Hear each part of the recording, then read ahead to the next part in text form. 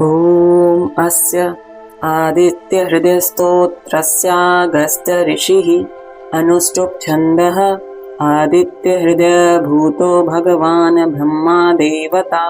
निरस्ता शेषविघ्नतया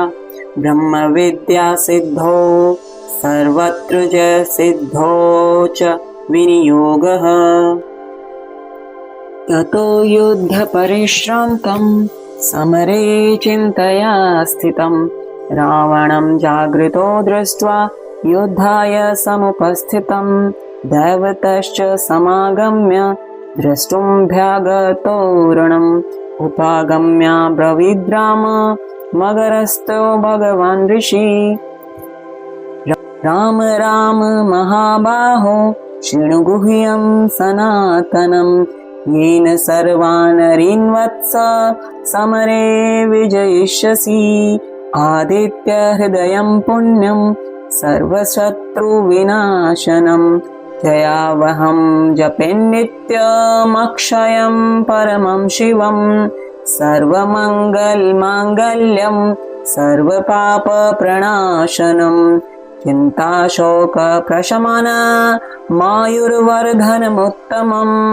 रश्मिमन्तं समुद्यन्तं देवासुरनमस्कृतं पूजयस्व विवस्वन्तं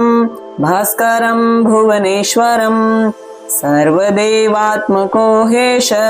तेजस्वी रश्मिभावन एष देवासुरगणा लोकान् पाति गभस्तिभिः एष ब्रह्माश्च विष्णुश्च शिवस्कन्द प्रजापति महेन्द्रो धनधकालो यम सोमो व्यपाम्पति पितरो वस्व साध्या अश्विनौ मरुतो मनु वायुर्वह्नि प्रजाप्राण ऋतुकर्ता प्रभाकर आदित्य सविता सूर्यः खगः पूषा गर्भस्तिमान् सुवर्ण सदृशो भानुर्हिरण्यरेता दिवाकर हरिदश्व सहस्राची सप्तसप्तिर्मरीचिमान् तिमिरोन्मथनः शम्भुस्त्वाष्टमार्तण्डकोऽंशुमान् हिरण्यगर्भ शिशिर स्तपनो भास्करो रवि अग्निगर्भोदिते पुत्र शंख शिशिरनाशन व्योमनाथस्तमो भेदी ऋग्ययजुसामपारगः घनवृष्टिरपां मित्रो विन्ध्यवीथि प्लवङ्गमा आतपी मण्डली मृत्यु पिङ्गलः सर्वतापनः कविर्विश्वो महातेजा रक्त सर्वभवोद्भवः नक्षत्रग्रहताराणां दीपो विश्वभावनः तेजसामपि तेजस्वी द्वादशात्मन्नमोऽस्तु ते नमः पूर्वाय गिरये पश्चिमाय द्रये नमः ज्योतिर्गणानां पतये दिनाधिपतये नमः जयाय जयभद्राय हर्यश्वाय नमो नमः नमो नमः सहस्रांशो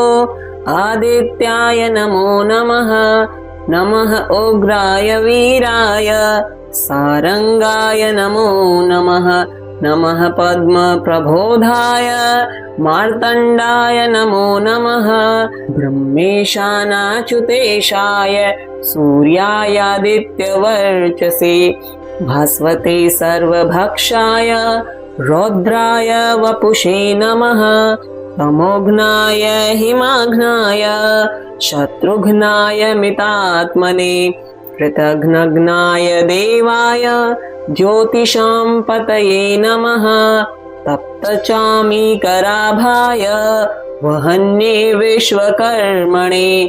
नमस्तोऽभिघ्निघ्नाय रुचये लोकसाक्षिणे नाशयत्येष वैभूतं तदेव सृजति प्रभु पायत्येष तपत्येष वर्षत्येष गभस्तिभिः एष सुप्तेषु जागर्ति भूतेषु परिनिस्थितः एष एवाग्निहोत्रं च फलं चैवाग्निहोत्रिणाम् देवाश्च क्रतवश्चैव क्रतूनां फलमेव च यानि कृत्यानि लोकेषु सर्वेषु परमप्रभु हीनमापत्सु कृच्छ्रेषु कान्तारेषु भयेषु च कीर्तयन् पुरुषः कश्चिन्नावसीदति राघव पूजयस्वेनमेकाग्रो देवदेवं जगत्पतिम् एतत् त्रिगुणितं जप्त्वा युद्धेषु विजयिष्यति अस्मिन् क्षणे महाबाहो रावणं त्वं जहिष्यसि एवं मुक्त्वा ततोऽगस्त्यो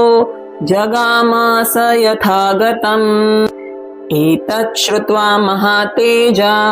नष्टशोको भवत्तदा धारयामास सुप्रीतो राघव प्रयतात्मवान् आदित्यं प्रेक्ष्य चक्रेदं परं हर्षम् अवाप्तवान् विराचम्य शुचिर्भूत्वा धनुरादाय वीर्यवान् रावणं प्रेक्ष्य हर्षात्मा जयार्थ समुपागमत् सर्वयत्नेन महता वृतस्तस्य वधेऽभवत् अथः रविर्वदन्निरीक्षयम् रामं मुदितमनः